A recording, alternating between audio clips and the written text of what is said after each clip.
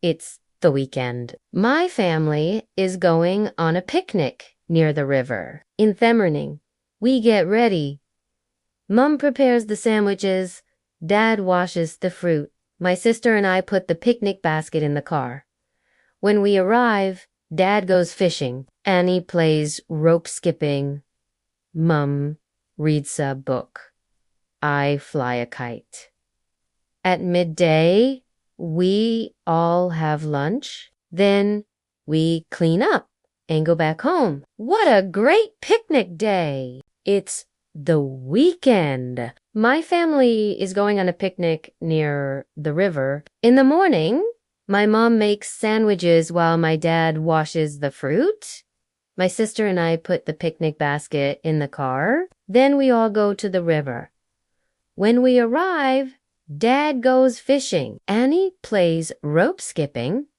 Mom reads a book and I fly a kite. We stay there for a few hours. At midday, we all have lunch. We eat sandwiches, fruits, and chips. After lunch, we clean up and we go back home. What a great picnic day. Let's go to the river again next weekend. That's all for today. See you next time. This is an example of a dialogue using the present continuous tense. The present continuous tense is used to describe actions that are happening right now. As you can see, the dialogue is very simple and easy to understand. Now let's practice some sentences using the present continuous tense. 1. What are you doing? I am playing. 2. Where is your sister? She is skipping rope. 3. What does your dad like to do? He likes to read. 4. What about your mom? She likes to fly a kite. 5.